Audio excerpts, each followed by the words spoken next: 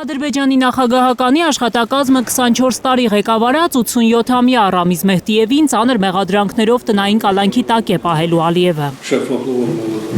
Ադրբեջանում Ռուսաստանի լրտես համարվող Մեհդիևն է եղել կրտսեր Ալիևի քաղաքական խնամակալը Հեյդար Ալիևի մահից հետո։ Հիմա նրան մեղադրում են պետական դավաճանության, իշխանազավթման փորձերի անօրինական գույք ձեռք բերելու համար։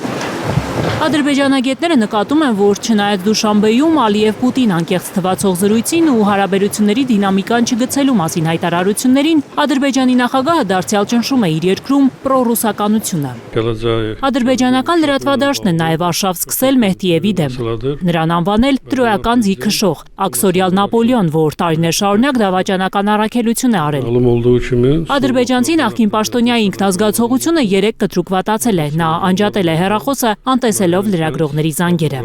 Ադրբեջանագետները համոզված են, որ իրականում 87-ամյա ծերուկից վտանգ չի զգում Ալիևը։ Վստահ է, որ նա այլևս առաջվա ուժը չունի Ադրբեջանում լրտեսական ցանցեր ղեկավարելու, հակաադրբեջանական քաղաքականություն վարելու համար։ Պարզապես Ադրբեջանի նախագահը նրան ճնշելով փորձում է զսպել իր երկրում պրոռուսական թպրտոցները։